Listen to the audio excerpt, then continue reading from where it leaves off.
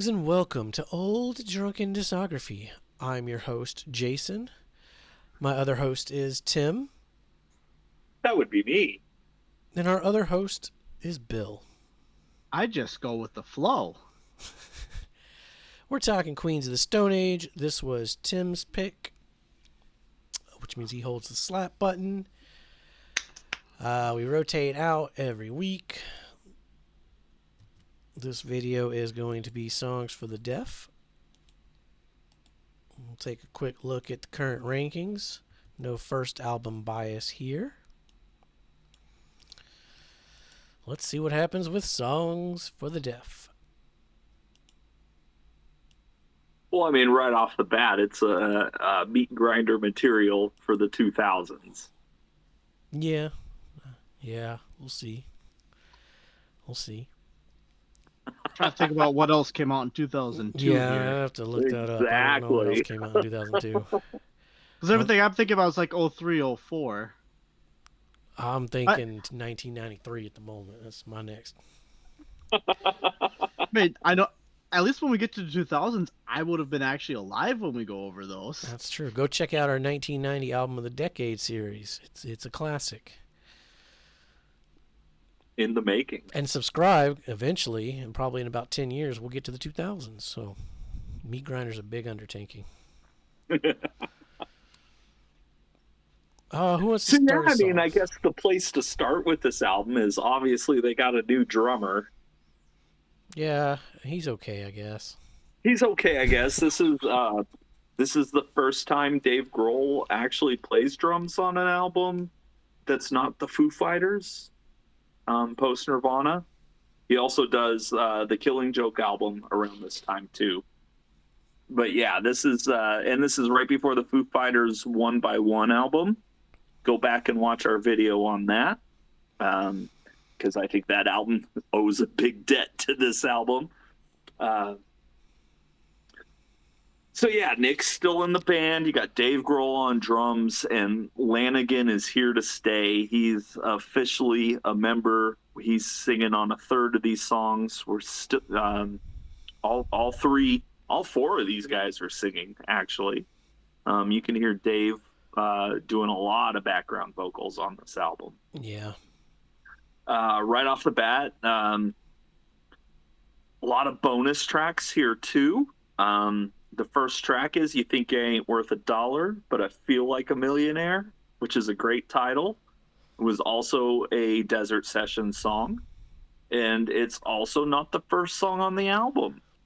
Back in the day when you bought the CD, it had a track 0, so you had to rewind it, and that's when you got the real song for the deaf. Which streaming just kills that whole thing, you know? Yeah, it does. But yeah, back in the day, that was like a hidden track 0.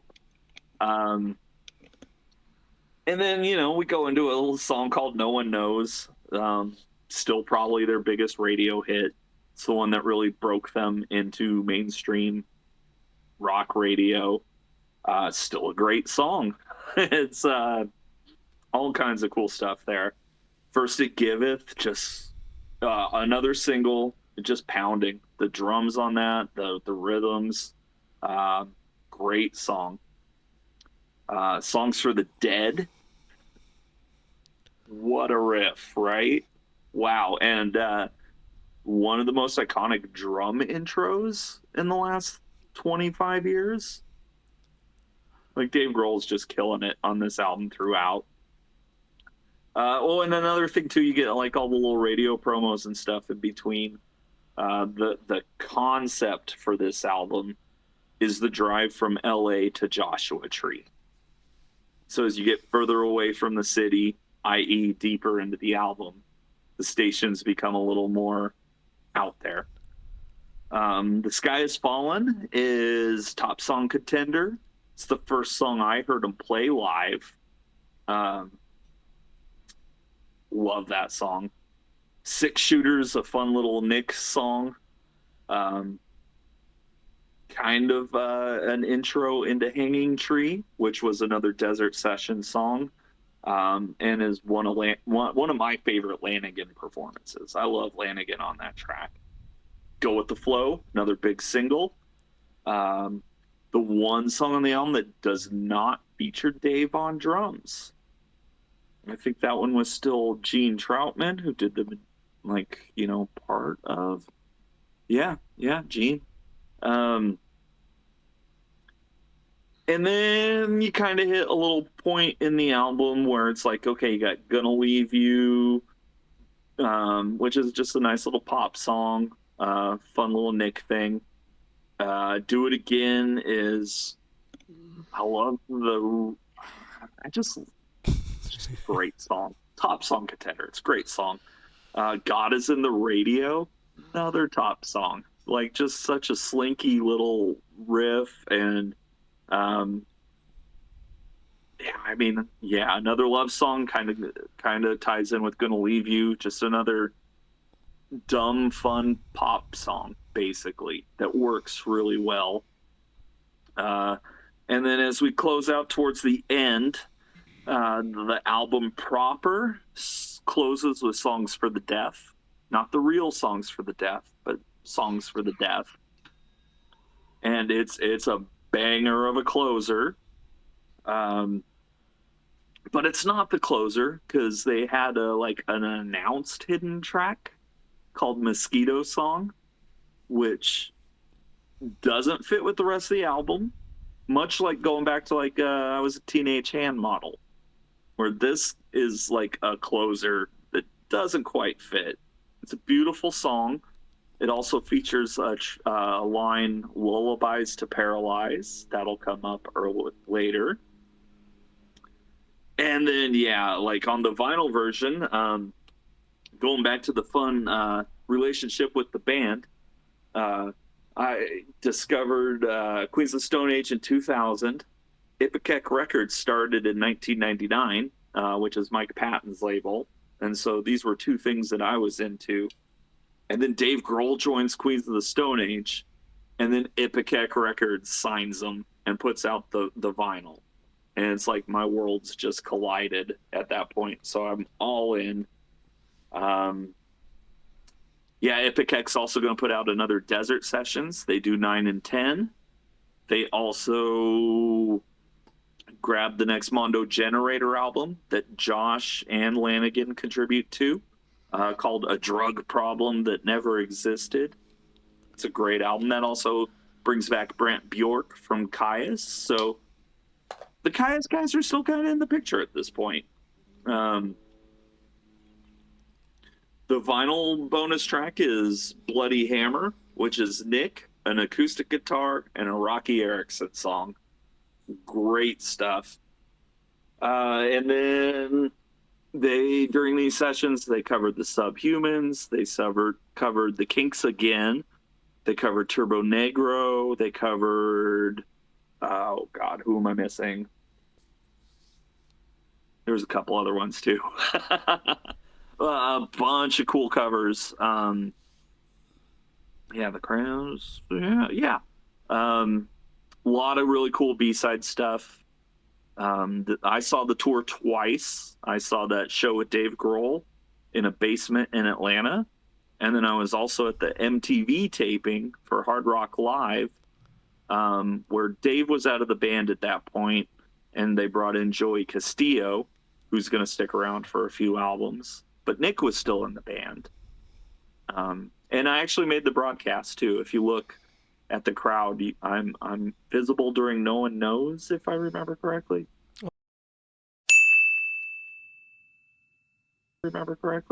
Oh, nice. Yeah, that's kind of fun. That's cooler than me being on the Family Values Tour 98 CD.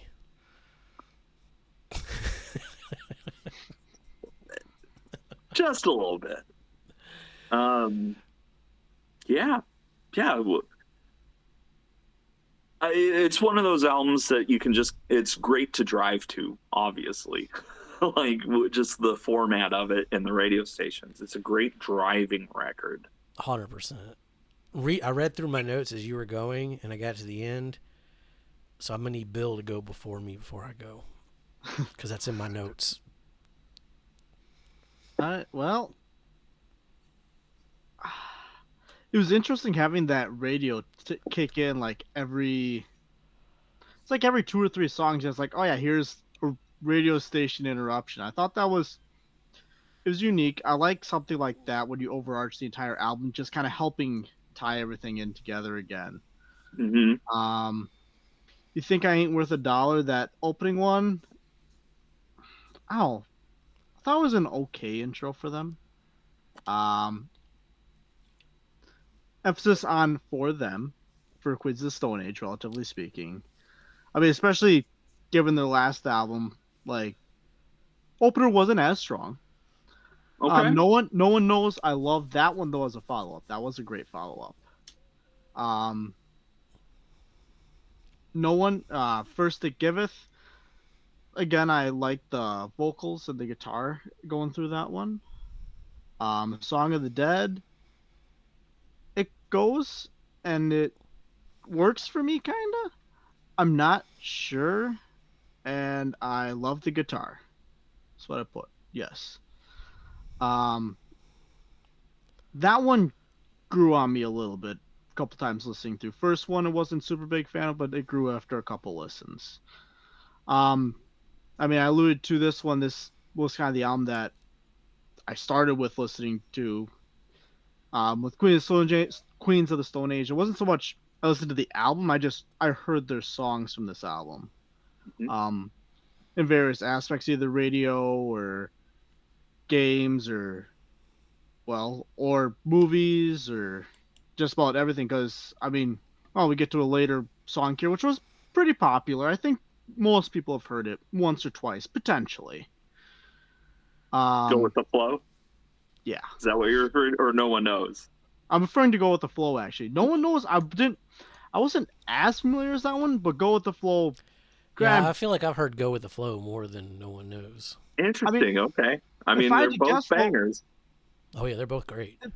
I think though maybe Jason and I might have heard "No One Knows" a couple more than we're thinking. But the thing is, "Go with the Flow's" got such a unique sound and chorus to it, relatively speaking, that it naturally stands out more Sure. than some of the other Sure. ones. So it might not be that I've necessarily heard it more than "No One Knows," It just but stood. because of how it is, it sticks out more. Yeah. So if I've heard of "Go with the Flow" 10 times and "No One Knows" 13, well, I still recognize the 10 times I heard "Go with the Flow" more than the 13 of the other one. Rad.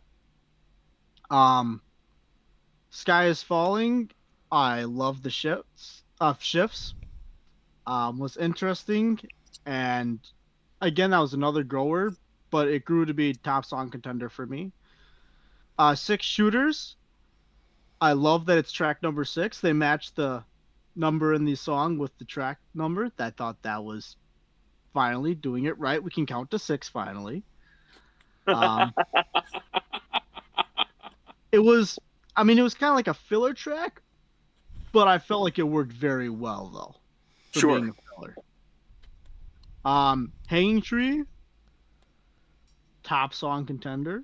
I loved the haunting vocals on it and the undertone. It's followed up by Go with the Flow, and my notes on that one where I'm assuming they will be relying on me to talk about this song, so make up the notes as I go along. Um, I mean, well, so Go with the Flow. It's another one. It kind of gets repetitive because I mean they just repeat Go with the Flow repeatedly, but But it's good. how they do it, it's good. Yeah. Exactly. Yeah. It's Yeah, it's those Nick background vocals where exactly. he's don't say it doesn't matter with the flow. Yep. Yeah. You just their voices work so well together. Like that worked phenomenally. I also loved. I mean, you could tell it was like a different tone between the verse and the chorus also on it. I feel like has always worked well. Like I mean they're both I don't want to say muffled, but it's kind of that like, Queen of Stone Age too, it's like kind of like a more like muted tone I feel like on the vocals. Um or muted or muffled. I It's like a think you guys flat know what I'm tone. trying to Yeah, get like at. a flat. Yeah. And it works so well, but Yeah. like they kind of lift it a little bit when they get to the chorus, and they put it back on when you're doing the verse, and they lift it again on the chorus. Like, To me, it's the guitar. The guitar riff in that song is so good. It is is so also, good. yep. Um, and then yeah, going through the rest of this, I mean, Tim kind of talked about how the rest of the songs are good. I mean, the second half of this album, so starting at, well, it'll be Hanging Tree to divide it in two, I feel like is stronger than the first half in a lot of ways. Um, it's a good album. Color coding will tell all when we get to ranking this. Um, I'm kind of interested to see where you guys end up ranking this album because I know where I have it ranked, and I feel like one of us is having a curveball within these next couple albums. You did Well, not. before we rank it, I do want to mention I got a list of the DJs here. You got No. Black Dahlia, you got Alan Johannes, you got Chris Goss, you got Casey Chaos, you got C minus, you got Twiggy Ramirez, you get Lux Interior, Jesse Hughes, Natasha Schneider, and Dave Ketching. Yeah, he had them Dave Grohl connection hookups for this one. Yeah, yeah. And Dean Ween's also on a couple songs on this album. Paz and her sister Anna are both on doing some strings on a couple songs. Like this was very much a collective effort of all like the really cool underground people of the early 2000s coming together and just kind of creating a masterpiece. Well, let me go through my notes because I don't know whose turn it is to guess, but I'm glad it's not me. Yeah, you got to go through your notes. Yep. The real song for the deaf. It's quiet noise. I get it. It's part of the concept. It was a hidden track. It's fine. My note says asked him about the track list, but he confirmed what I thought it was. I disagree. You think I ain't worth $1, but I feel like a millionaire. Any album that starts with Blag is starting good. Really like Nick's vocals. Sad to see this was his last album with them. Top song contender. No One Knows, classic. Played the hell out of it. And Go With the Flow in Rock Band. It's what made me check out this album. I love the whispered No One Knows. First It Giveth. Drums are simple, but they hit fast and hard. Song just flows, especially the chorus. Song for the Dead. I really like the music, but the ahs were just too much for me. Like that was just, I didn't like the ahs. The Sky Is Falling had more ahs, but they weren't as bad. And once it starts going, it kicks ass. Six Shooter, Fuck This Road, yeah, fuck you too. Another Nick song, top song contender. All death metal all the time.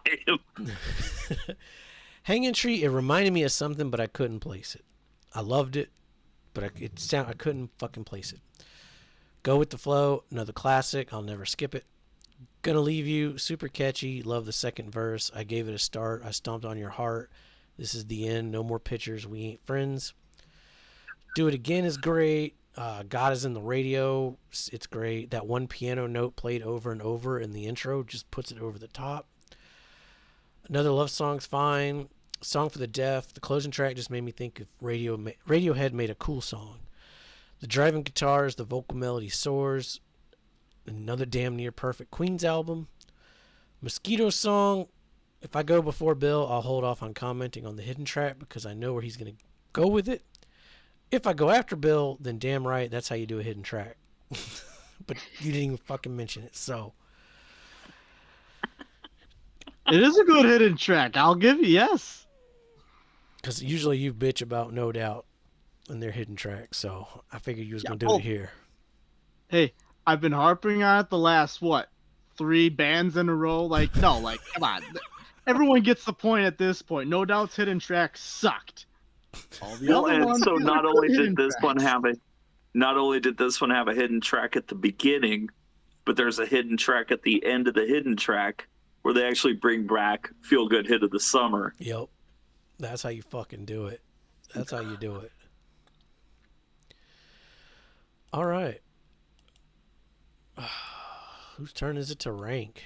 Not mine. Woo. I think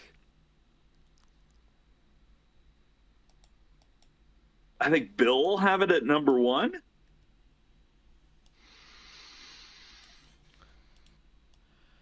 I know it's That better. would be incorrect. Okay, then we all have it at number 2.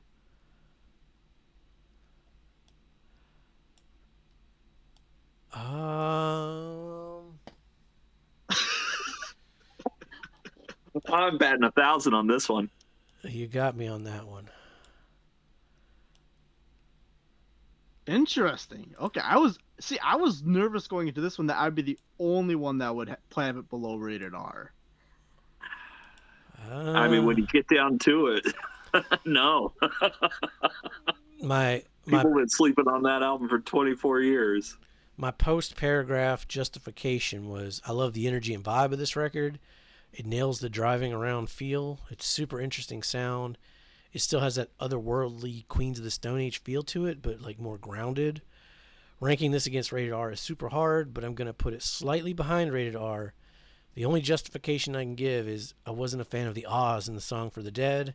I wasn't a fan of the headache-inducing hordes at the end of R, but it's at the very end, so that you're nitpicking at this point. I mean, It is definitely nitpicking, and I nitpick rated R over it. Yeah. That's cool, though. I'm like, we're all in agreement so far. That's great. what we got next? Lullabies. That one Lullabies. might throw a wrench in the plans here. Jason, I swear, if you're throwing the same wrench I'm throwing, I don't think so, but we'll see. Stick around, like, subscribe. How many wrenches? man, knows? you Maybe I got saying a that wrench, to make me too. think it's the same one. Well, it's not my turn to pick, Bill. Yeah, it's Yeah, it's mine. your So turn. it's gonna be great. Have to guess that wrench. All right. Like, subscribe. That's a wrench. Go check out the previous videos. We're a playlist channel, so sort us by playlist and check out our Foo Fighters reviews, our Rise Against, our Def Leppard, and the Album of the Decade series, which is a hoot. So be safe, make good decisions. Don't use a 3/8 wrench on a 10mm socket. Ooh, them 10 millimeters disappear on you though.